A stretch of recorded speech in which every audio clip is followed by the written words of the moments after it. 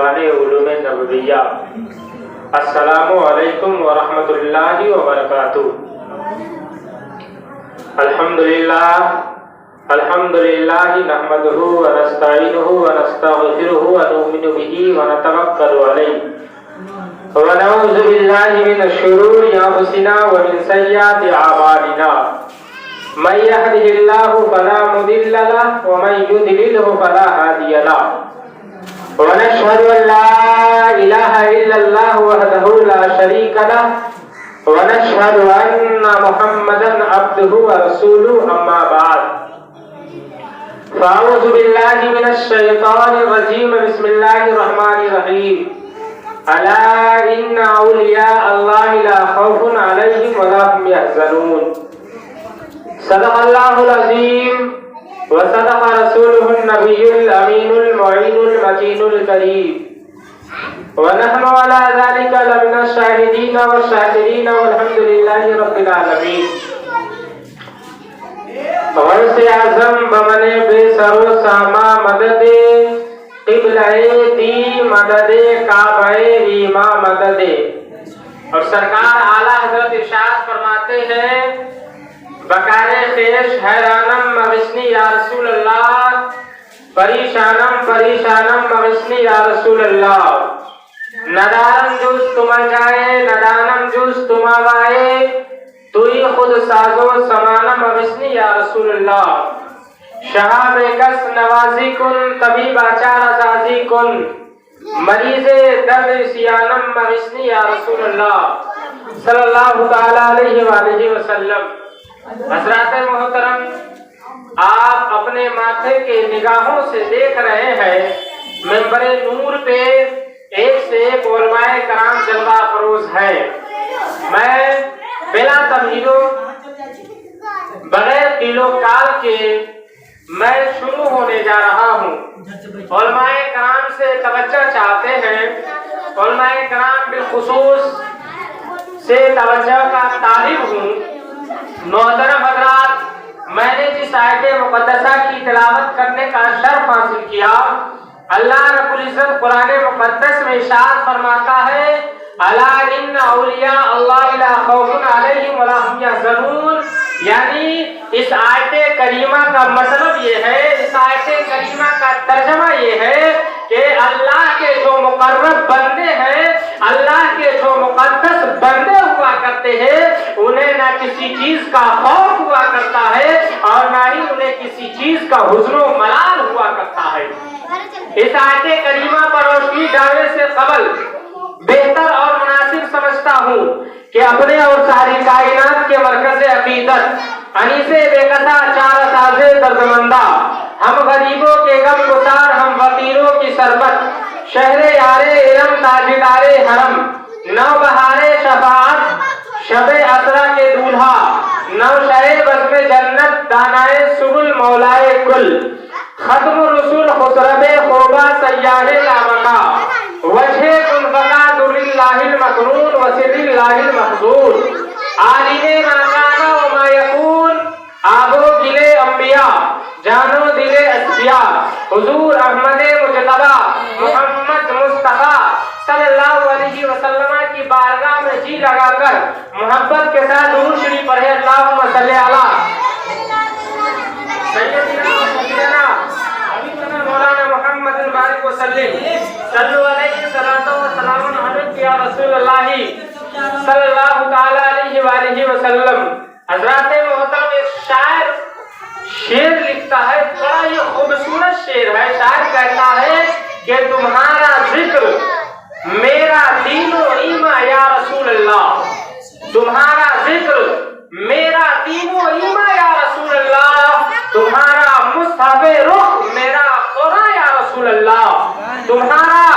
مصحف رخ میرا قرآن یا رسول اللہ۔ آگے شاعر لکھتا ہے کہ کسی کی جے وجے ہم کیوں پکارے، کیا غرض ہم کو، کسی کی جے وجے ہم کیوں پکارے، کیا غرض ہم کو، ہمیں کافی ہے سید اپنا نعرہ یا رسول اللہ، ہمیں کافی ہے سید اپنا نعرہ یا رسول اللہ۔ اور وہ شاعر کہتا ہے کہ میرے مولا میری جھولی بھلے ہی خالی رکھنا، آرزو ہے یہ کردار مثالی رکھنا، وقت تخلیق میری مٹی نے مانگی تھی یہ دعا، رنگ کیسا بھی ہو ایمان بلالی رکھنا، رنگ کیسا بھی ہو ایمان بلالی رکھنا۔ حضرات محترم، طلباء کرام نے اس مل کر فیضان اعلیٰ حضرت کانفرنس کو سجایا ہے، اعلیٰ حضرت کانفرنس کو سجایا ہے۔ رب کی بارگاہ میں دعا کرتے ہیں، اے پاک پروردگار عالم، جن لوگوں نے اس پاک محفل میں حصہ لیا ہے ان کی عمر میں برکت عطا فرمائے، ان کے علم میں برکت عطا فرمائے، ان کے زہد و تقوی میں برکت عطا فرمائے اور فیضان اعلیٰ حضرت سے مالا مال عطا فرمائے۔ حضرات محترم، جب اعلیٰ حضرت علیہ رحمت و رضوان کا اس سے پاک ہے کہ جب ذات اچھی ہوتی ہے، جب شخصیت اچھی ہوتی ہے، جب انسان اچھا ہوتا ہے تو اس کے چاہنے والے بھی ہوا کرتے ہیں اور اس سے بغض و عداوت رکھنے والے بھی ہوا کرتے ہیں۔ علماء کرام سے میں توجہ چاہتا ہوں کہ جب ذات اچھی ہوتی ہے، شخصیت اچھی ہوتی ہے، انسان اچھا ہوتا ہے تو اس کے چاہنے والے بھی ہوتے ہیں اور اس سے بغض و عداوت رکھنے والے بھی ہوتے ہیں۔ جب کسی کے دل میں کسی کے تعلق سے محبت پیدا ہو جاتی ہے تو اس کا ہر فعل، اس کا ہر قول، اس کا ہر عمل اس کے محبوب میں محبت نظر آیا کرتی ہے۔ جب اس کا ہاتھ اٹھتا ہے تو ہاتھ کی عداوت سے محبوب کی محبت میں اٹھا کرتا ہے، جب اس کی زبان ہلتی ہے تو اس کے محبوب کے محبت میں ترانے گاتے ہوئے نظر آتے ہیں، جب اس کا دل دھڑکتا ہے تو محبوب کے محبت میں اس کا دل دھڑکا کرتا ہے، جب محبوب کے محبت میں غرض کے اس کے رگوں میں دوڑنے والا خون یہ تمام اس کے محبت میں دوڑا کرتی ہے۔ حضرات محترم، لیکن جب اس کا برعکس ہوتا ہے، اس کا جب الٹا ہوا کرتا ہے تو آپ چاہے جتنا بھی اچھا کام کر لیں اس کے نظر میں آپ محبوب نہیں نظر آئیں گے، اس کے نظر میں آپ کا وصف بھی، آپ کا عیب بھی نظر آئے گا۔ حضرات محترم، تاریخ اسلام کا اور سیرت نبویہ کا وہ دلچسپ واقعہ اپنے ذہن میں رکھنے کی کوشش کرے۔ تاریخ اسلام کا وہ دلچسپ واقعہ ہے، صحابہ کرام کی جمع غفیر ہے، صحابہ کرام موجود ہے، وہیں پر نبی آخر الزمان صلی اللہ علیہ وسلم بھی موجود ہے۔ نبی پاک علیہ الصلوۃ والتسلیم کی بارگاہ میں ابو جہل لعین آتا ہے، اس بدبخت کی زبان سے یہ بدبختانہ جملہ نکلتا ہے کہ اے محمد ابن عبداللہ، آپ تو دنیا کے معاذ اللہ رب العالمین، آپ تو دنیا کے سب سے بدصورت انسان ہے۔ میں عرض کرنا چاہ رہا ہوں لیکن وہی چہرہ ہے، وہی ذات ہے، وہی روح منور ہے، وہی ہستی ہے۔ حضرات محترم، حضرت صدیق اکبر بارگاہ رسالت میں آتے ہیں، حضرت صدیق اکبر عرض کرتے ہیں یا رسول اللہ، آپ تو دنیا کے سب سے خوبصورت انسان ہے، لیکن معاملہ سمجھ میں نہیں آ رہا ہے، معمہ سمجھ میں نہیں آ رہا ہے، بات سمجھ میں نہیں آ رہی ہے کہ آخر ذات ایک ہے، فرد واحد ذات ہے۔ کوئی کہہ رہا ہے آپ دنیا کے سب سے بدصورت انسان ہے، لیکن وہی ذات ہے، وہی ہستی ہے، وہی روح منور ہے۔ کوئی کہہ رہا ہے کہ آپ دنیا کے سب سے خوبصورت انسان ہے۔ میں عرض کرنا چاہ رہا ہوں، جب معاملہ صحابہ کرام کو سمجھ میں نہیں آ رہا ہے، صحابہ کرام پریشان ہے، صحابہ کرام حیران ہے، اور سب سے دلچسپ بات یہ ہے کہ آقا کریم صلی اللہ علیہ وسلم کی بارگاہ میں ابو جہل لعین آتا ہے، وہ کہتا ہے یا رسول اللہ، آپ کا چہرہ سب سے بدصورت انسان ہے۔ میرے آقا نے ارشاد فرمایا صدقتا یا ابا جہل، اے ابو جہل تم نے بھی سچی بات کہی ہے۔ حضرت ابو بکر صدیق بھی آتے ہیں، حضرت ابو بکر صدیق آتے ہی کہتے یا رسول اللہ، آپ دنیا کے سب سے خوبصورت انسان ہے۔ میرے آقا نے فرمایا صدقتا یا ابا بکر، اے ابو بکر تم نے بھی سچی بات کہی ہے، اے ابو بکر تم نے بھی اچھی بات کہی ہے۔ اب اور معاملہ سمجھ میں نہیں آ رہا ہے، اب اور بات سمجھ میں نہیں آ رہی ہے، معاملہ پیچیدہ ہوتا ہوا جا رہا ہے۔ جب میرے آقا نے دیکھا کہ صحابہ کرام پریشان ہو رہے ہیں، صحابہ کرام حیران ہو رہے ہیں، میرے آقا نے فرمایا اے صحابہ گھبرانے کی ضرورت نہیں ہے، اے صحابہ حیران ہونے کی ضرورت نہیں ہے۔ رب تبارک و تعالیٰ نے مجھے آئینے کی مانند بنایا ہے، رب تبارک و تعالیٰ نے مجھے شیشے کی مانند بنایا ہے۔ جو انسان جب وہ انسان شیشہ کے سامنے کھڑا ہوتا ہے تو اس کا عیب وصف وہ شیشہ میں نظر آیا کرتا ہے. وہ انسان جیسا ہوتا ہے وہ انسان جب شیشہ کے سامنے کھڑا ہوتا ہے تو اس کا عیب وصف ویسا ہی نظر آتا ہے. چنانچہ میرے آقا نے فرمایا اے صحابہ کرام ابو جہل لعین آیا تھا میرے چہرے میں وہ اپنا چہرہ دیکھا تھا بدبختانہ جملہ نکال دیا اپنا کبھی چہرہ دیکھا تھا اپنا کالا چہرہ دیکھا تھا اپنا بدصورت چہرہ دیکھا تھا. اسی لیے ابو جہل نے کہا کہ آپ دنیا کے سب سے بدصورت انسان ہے. لیکن حضرت ابوبکر صدیق نے اپنے ایمانی چہرے کو اپنے خوبصورت چہرے کو میرے آقا کے چہرے میں دیکھا تو اسے خوبصورت چہرہ نظر آیا. تو پتا کیا چلا معلوم کیا چلا کہ میرے آقا شیشے کی طرح ہے میرے آقا آئینے کی طرح ہے. جو انسان جیسا دیکھتا ہے وہ انسان ویسا نظر آیا ہے. اب میں بات کرنے جا رہا ہوں کہ جو انسان نبی کی تعریف کرتا ہے جو انسان نبی کی حمد و ثنا کرتا ہے جو انسان نبی کی تعریف میں لگا رہتا ہے گویا کہ وہ نبی کی تعریف نہیں کر رہا ہے بلکہ وہ اپنی تعریف کر رہا ہے. میں علماء کرام کی موجودگی میں بول رہا ہوں کہ جو انسان نبی کی تعریف کرتا ہے نبی کی حمد و ثنا کرتا ہے نبی کی حمد و ثنا میں وہ مستغرق رہتا ہے گویا کہ وہ انسان وہ اپنی تعریف کر رہا ہے. اور جو انسان نبی کو برا بھلا کرتا ہے جو انسان نبی کو گالی دیا کرتا ہے جو انسان نبی کو مر کر مٹی میں مل جانے کا عقیدہ رکھتا ہے گویا کہ وہ انسان ویسا ہی ہے. اور وہ نبی کو دراصل نبی کو گالی نہیں دے رہا ہے بلکہ وہ انسان اپنے آپ کو گالی دے رہا ہے بلکہ وہ انسان اپنے آپ کو کہہ رہا ہے کہ میں جب مر جاؤں گا تو مٹی میں مل کر سڑ جاؤں گا. اعلیٰ حضرت کے نام سے یہ محفل موسوم ہے. اعلیٰ حضرت کی ذات بہت بڑی ذات ہے بہت بڑی شخصیت ہے. اعلیٰ حضرت کی زندگی کے بہت سارے گوشے ہیں اعلیٰ حضرت کی زندگی کے بہت سارے پہلو ہیں. اعلیٰ حضرت کے حوالے سے لکھا جاتا ہے اعلیٰ حضرت کے حوالے سے کہا جاتا ہے کہ اعلیٰ حضرت محدث بھی تھے اعلیٰ حضرت مفکر بھی تھے اعلیٰ حضرت مفتی بھی تھے اعلیٰ حضرت عالم بھی تھے اعلیٰ حضرت فاضل بھی تھے اعلیٰ حضرت تمام چیز تھے. لیکن اعلیٰ حضرت کو مفتی ہونے پر فخر نہیں تھا اعلیٰ حضرت کو عالم ہونے پر ناز نہیں تھا اعلیٰ حضرت کو محدث ہونے پر ناز نہیں تھا اعلیٰ حضرت کو مفسر ہونے پر ناز نہیں تھا اعلیٰ حضرت کو عالم ہونے پر ناز نہیں تھا اعلیٰ حضرت کو فاضل ہونے پر ناز نہیں تھا. لیکن اعلیٰ حضرت کو ناز تھا تو عشق رسول پر ناز تھا. اس لیے اعلیٰ حضرت عظیم البرکت امام اہل سنت فاضل بریلوی فرماتے ہیں کہ ملک سخن کی شاہی تم کو رضا مسلم جس سمت آ گئے ہو سکے بیٹھا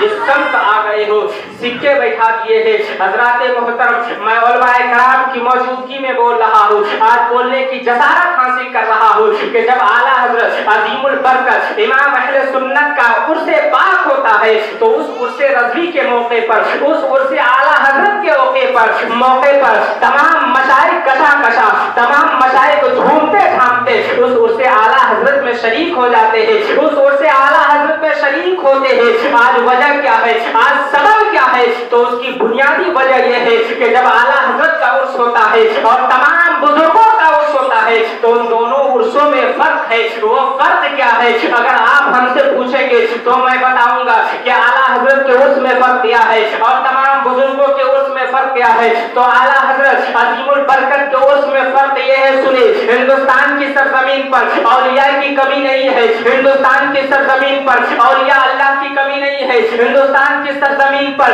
بھارت کی سرزمین پر مزاروں کی کمی نہیں ہے عرسوں کی کمی نہیں ہے تمام عرس ہوتے ہیں. مثال کے طور پر میں بتاؤں اگر کسی بزرگ کا عرس ہوتا ہے تو اس بزرگ کا فیض بڑھتا ہے اس بزرگ کا فیضان بڑھتا ہے ان کے مشائخ کا فیضان بڑھتا ہے. اللہ اپنے اس محبوب ولی کو یہ اختیار دے دیتا ہے یہ پاور دے دیتا ہے یہ قوت دے دیتا ہے کہ آپ کے جتنے دیوانے آ رہے ہیں ان تمام دیوانوں کی مرادیں آپ پوری کرتے جائیے. آپ کے جتنے دیوانے آ رہے ہیں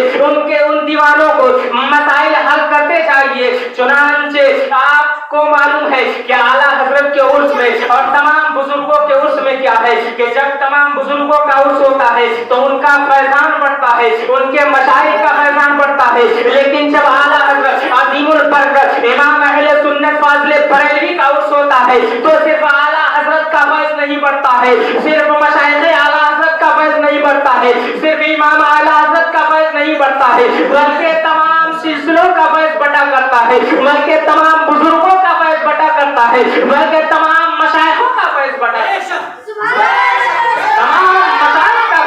کرتا ہے۔ آپ ہم سے پوچھیں گے مولانا جب خواجہ غریب نواز کا عرس ہوتا ہے تو صرف خواجہ غریب نواز کا فیض بڑھتا ہے، ان کے مشائخ کا فیض بڑھتا ہے، لیکن جب اعلیٰ حضرت کا عرس ہوتا ہے تو تمام بزرگوں کا فیض بڑھتا ہے، تمام سلاسل کے فیض بڑھتا ہے، تمام مشائخ کا فیض بڑھتا ہے۔ معاملہ کیا ہے، معاملہ کیا ہے، بات سمجھ میں نہیں آ رہی ہے تو میں آپ کو بتاؤں، چلیے خواجہ کی بارگاہ میں چلیے، خواجہ سے پوچھیے، ہندوستان کے راجا سلطان الہند حضرت خواجہ غریب نواز علیہ رحمت و رضوان فرمائیں گے کہ جب میرا عرس ہوتا ہے تو میرا فیض بڑھتا ہے، میرے مشائخ کا فیض بڑھتا ہے، لیکن جب اعلیٰ حضرت کا عرس ہوتا ہے تو تمام سلسلوں کا فیض بڑھتا ہے۔ وجہ کیا ہے، وجہ یہ ہے کہ اعلیٰ حضرت یہ تمام سلسلوں کے محبوب ہے، اعلیٰ حضرت تمام مشائخوں کے محبوب ہے، اعلیٰ حضرت غریب نواز کے بھی محبوب ہے، اعلیٰ حضرت مخدوم سمنا کے بھی محبوب ہے، اعلیٰ حضرت صابر پیا کلیری کا بھی محبوب ہے، اعلیٰ حضرت مخدوم بہاری کا بھی محبوب ہے، اعلیٰ حضرت شیر بہار کے بھی محبوب ہے، اعلیٰ حضرت تمام مشائخ کے بھی محبوب ہے، اعلیٰ حضرت تمام سلسلے کا محبوب ہے، اعلیٰ حضرت سہروردی سلسلے کا محبوب ہے، اعلیٰ حضرت قادری سلسلے کے محبوب ہے، اعلیٰ حضرت چشتی سلسلے کے محبوب ہے، اعلیٰ حضرت حیدری سلسلے کے محبوب ہے، اعلیٰ حضرت سہروردی سلسلے کے محبوب ہے، یعنی کہ اعلیٰ حضرت تمام سلسلے کا محبوب ہے۔ اب میں بتاؤں کہ اعلیٰ حضرت تمام سلسلے کا محبوب کیسے بن گئے، اعلیٰ حضرت تمام سلسلوں کو محبوب کیسے بن گئے، تو میں بتانا چاہتا ہوں علماء کرام کی موجودگی میں، علماء کرام سے میں توجہ چاہتا ہوں کہ اعلیٰ حضرت تمام بزرگوں کے محبوب کیسے بن گئے۔ تو جس وقت بھارت کی سرزمین پر اجمیر جانے سے روکا جا رہا تھا، ولیوں کے آستانے پر جانے کو شرک و بدعت کا فتویٰ دیا جا رہا تھا، جس وقت ولیوں کے مزار پر چادر چڑھانے کو شرک کا فتویٰ دیا جا رہا تھا، جس وقت اس بھارت کی سرزمین پر اجمیر کی عزت کسی نے بچایا ہے، ہندوستان کی سرزمین پر مزاروں کی حرمت اگر کسی نے بچایا ہے تو امام احمد رضا خان کی وفات ہے، جنہوں نے تمام ہندوستان کے مزاروں کی حرمت کو بچایا ہے۔ اس لیے تمام بزرگوں کے تمام سلسلوں کے محبوب ہے، اور میں بتانا چاہتا ہوں وہ صرف تمام بزرگوں کے محبوب نہیں بلکہ وہ اپنے آقا کے بھی محبوب ہے، بلکہ وہ اپنے آقا کریم صلی اللہ علیہ وسلم کے بھی محبوب ہے،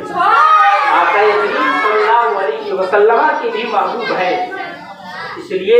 اعلیٰ حضرت عظیم البرکت امام اہل سنت فاضل بریلوی علیہ رحمت و رضوان کا فیضان جب ان کا عرس پاک ہوتا ہے تو تمام سلسلوں کا فیضان جاری ہو جاتا ہے، تمام مشائخوں کا فیضان جاری ہو جاتا ہے، تمام بزرگوں کا فیضان جاری ہو جاتا ہے۔ اس لیے میں طلباء کرام سے گزارش کروں گا اور آپ لوگوں سے بھی گزارش کروں گا کہ جب بھی عرس اعلیٰ حضرت کا موقع آئے، اب بڑی نہیں چھوٹی ضرور آپ محفل کا انعقاد کریں تاکہ اعلیٰ حضرت کے صدقے میں تمام بزرگوں کا فیضان آپ کو ملتا ہوا نظر آئے۔ بس انہی کے ساتھ اپنی گفتگو کو ختم کر رہا ہوں۔ وآخر دعوانا الحمدللہ رب العالمین۔ تمام لوگ مل کر پڑھے استغفر اللہ ربی من کل ذنب و اتوب الیہ، کلمہ شریف پڑھے لا الہ الا اللہ